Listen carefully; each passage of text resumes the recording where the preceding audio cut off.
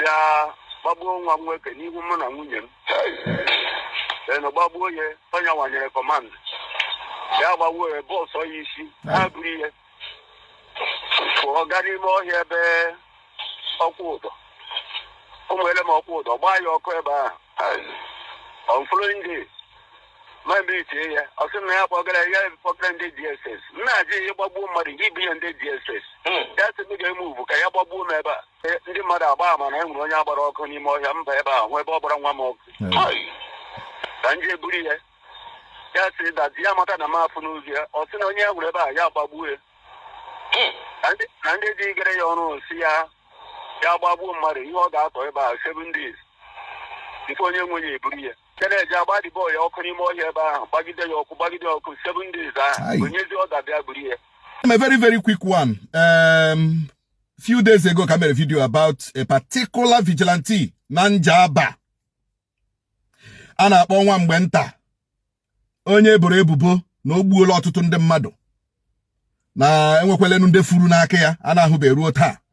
Na ọ na-atọ ndị mmadụ. In fact, na o nwere keji n'ụlọ ya ebe ọ na-awụgba ndị mmadụ, keji nkịta, mana nke ahụ butere ibu.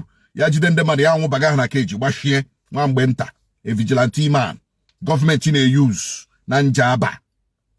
So when I got those information, I said, okay, I will put it out there so that that they should call us for documentation, so that we will document the alleged activities committed by Nwambenta. Then Upupuya Ebe Ukuna Adono as a human rights organization, and we have started it. So here also case in the human rights eye, it is also your case. So I know with such testimonies, we play it out. You know, so that also so we have one. Let me play it first, so that Kim understand. Hello, sir. I'm in Facebook. I'm on Njaba. Okay. So yeah, one went on a mess on a metal. Almost 1 year better than November 2025, 8:30. Babu one work and even woman and women. Then a babu ye had a terrier, Madam Jaws, all your 1 year command. Yaba were boss or issue. I agree. For Gary more here bear or quarter. Ụmụele m ọkwa gbaa ya ọkụ ebe ahụ on following day maybe tie ya ọ sị na ya kpọgara ndị DSS nna-ajị ihe gbagbuo mmadụ gị bụ ihe ndị DSS ya sị m ga-eme ugwu ka ya gbagbuo m ebe a so mụ na ya dara agaba ihe m bịa gagide ndị mmadụ agba ama na e nwere onye agbara ọkụ n'ime ọhịa mba ebe ahụ ebe ọ gbara nwa m ọkụ ka nje buru ihe ya sị dazi ya mata na m afụ n'ozi ya ọ sị na onye ya nwere ebe a ya gbagbuo ya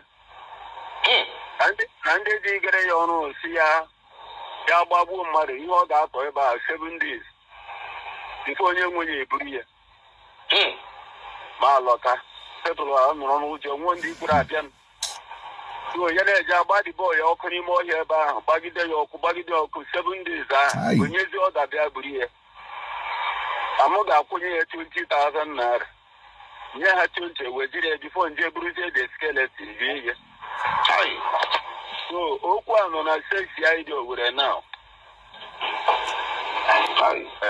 because enweghị ihe o kwuru o mere no statement even though ma wa bụ yogide tie na nwatakịrị ahụ nwa dị ala mụrụbe enweghị anything no comment okwu ụka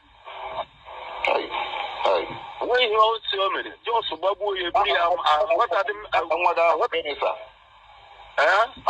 ahụ ogene ahịa Chidozie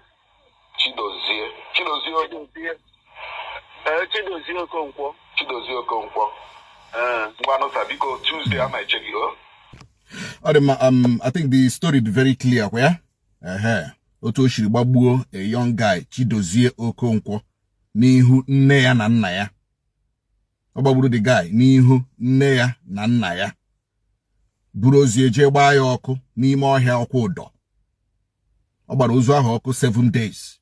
ya gbaa ya first day ozu regeregerecha the second day ya bịa gbaa ya ọzọ ozu regeregerecha the third day ya bịa gbagidere ozu ọkụ for 7 days. So this is the first this thing we are documenting for now. Ihe m ji ebupụta ihe ndị a wụkọ hapụ ịwụ na ọsọ anyị nwa na-anụ ya ma na abịa ka ọrụ m ma akpakpuo ya achọrọ m ka unu na-anụkwa ya so that echi onwe ihe mewerenu onye ọbụla ga-agba aka ebe. Yes, so we are still documenting. We have other this thing. We are still documenting. Aga m na-atọpụta ya one after the other. Anyị na-mechazịa ya ọwụ mmadụ ga-agwa ụwa that it is time for justice to be served. Thank you.